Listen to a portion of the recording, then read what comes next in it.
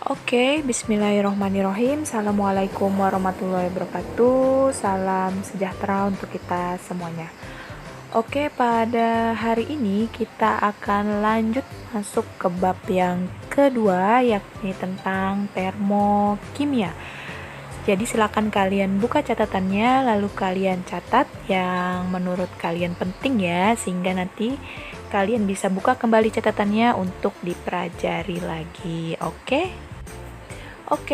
Reaksi termokimia. Nah, sebelum kita lebih lanjut, kita harus tahu terlebih dahulu nih, apa itu termokimia.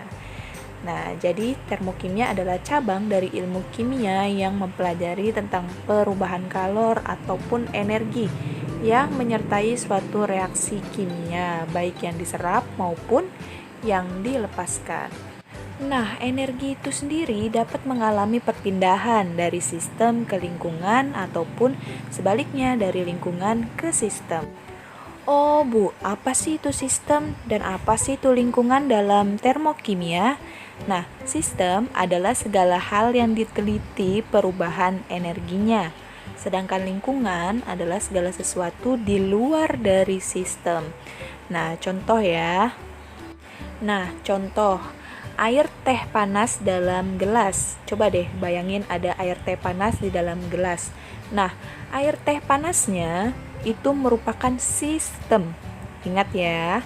Lalu gelasnya merupakan lingkungannya. Sampai di sini sudah cukup jelas? Kita sudah tahu nih apa pengertian sistem dan lingkungan. Sekarang, berdasarkan interaksi dengan lingkungannya, ternyata sistem dibagi menjadi 3. Ada sistem terbuka, sistem tertutup, dan sistem terisolasi. Nah, apa itu sistem terbuka? Sistem terbuka adalah sistem yang memungkinkan terjadinya pertukaran kalor dan materi antara sistem dan lingkungan. Jadi, pada sistem terbuka itu terjadi pertukaran ya, baik itu pertukaran kalor dan materi. Contohnya, pemanasan kalsium karbonat di dalam gelas beker. Nah, yang kedua itu ada sistem tertutup. Nah, sistem tertutup ini memungkinkan terjadinya pertukaran kalor antara sistem dan lingkungan, tetapi tidak terjadi pertukaran materi. Nah, contohnya adalah batu kapur dan air dalam elemeyer tertutup. Nah, karena elemeryernya tertutup, maka tidak terjadi pertukaran materi, tapi dia hanya terjadi pertukaran kalor. Yang terakhir itu ada sistem terisolasi. Nah, di bayangan kalian sudah terbayang pastikan terisolasi itu apa? Ya, terisolasi itu tidak mungkin terjadinya pertukaran kalor dan materi antara sistem dan lingkungan. Jadi, pada sistem terisolasi ini tidak ada terjadinya pertukaran baik kalor maupun materi. Contohnya itu ada air di dalam termos. Sudah kebayang ya, air di dalam termos itu. Karena tidak adanya pertukaran kalor dan materi, makanya uap panasnya tidak bisa keluar, sehingga air di dalam termos itu tetap panas. Sampai sini sudah paham ya? Lalu, keseluruhan energi dalam bentuk kalor yang terdapat dalam suatu sistem itu disebut dengan entalpi atau dilambangkan dengan H besar. Nah, besarnya entalpi ini tidak dapat ditentukan.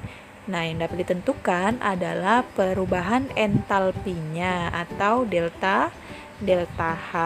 Nah, jadi untuk persamaan perubahan entalpi atau delta H itu sama dengan entalpi produk dikurangi dengan entalpi reaktan. Sebelum kita melangkah ke materi yang lebih jauh, sebelum itu kita harus memahami dulu nih jenis-jenis dari reaksi termokimia. Yang pertama itu ada reaksi eksoterm. Nah, dari namanya coba kita telaah. X artinya adalah di luar kan, artinya di luar. Term adalah suhu. Atau bisa kita artikan exotherm adalah melepaskan. Nah, melepaskan itu kan pasti dia keluar kan? Jadi diingat ya, exotherm adalah melepas. Dalam kondisi ini melepas apa? Melepas kalor ya. Ya, dalam kondisi ini sistem itu melepaskan kalor ke lingkungan. Kalau melepaskan berarti sistemnya perubahan entalpinya nilainya menjadi negatif kan. Nah, karena dia melepaskan ke lingkungannya, maka lingkungannya menjadi positif. Sehingga kalau positif apa? Suhunya positif, suhunya itu adalah naik sehingga menjadi panas. Nah, apabila kita gambarkan menjadi bentuk diagram bisa kita lihat ya. Nah, karena sistemnya itu yaitu reaktannya adalah negatif perubahan entalpinya, jadi arah diagramnya itu menuju ke produknya itu adalah negatif. Ingat ya, kalau arahnya ke bawah itu artinya perubahan entalpinya adalah negatif. Nah, yang kedua, ini yang kedua ya. Yang kedua adalah reaksi endotherm. Endotherm, in, berarti dia ke dalam, berarti artinya menyerap. Jadi endotherm adalah menyerap kalor sehingga suhu lingkungannya itu, ini bisa juga sih dibalik, jadi sistemnya bernilai positif, suhu lingkungannya bernilai negatif. Agar lebih mudah kita tulis lingkungannya terlebih dahulu ya. Jadi karena lingkungannya negatif sehingga suhunya turun. Nah, kalau suhunya turun berarti dia menjadi dingin, maka sistemnya perubahan entalpinya bernilai positif. Nah, yang perlu kalian ingat ini adalah diagramnya ya. Jadi kalau tadi exotherm itu diagramnya dia perubahan entalpinya itu karena negatif, jadi arahnya itu adalah ke bawah ya, negatif itu ke bawah.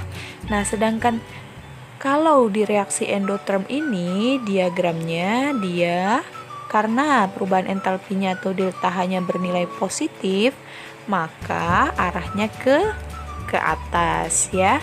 Lalu karena dia ini menyerap kalor, maka arah panahnya ini ada dari lingkungan itu masuk ke sistem. Sedangkan yang reaksi exotherm karena dia melepaskan kalor, maka arah reaksinya adalah keluar menuju ke lingkungannya. Oke, sampai di sini ada yang ingin ditanyakan? Nah, saya rasa sudah cukup jelas ya untuk pemberian materi pada kali ini. Kita akan lanjutkan diskusi di kelas. Oke? Saya akhiri. Wabillahi taufik walhidayah. Wassalamualaikum warahmatullahi wabarakatuh. Terima kasih.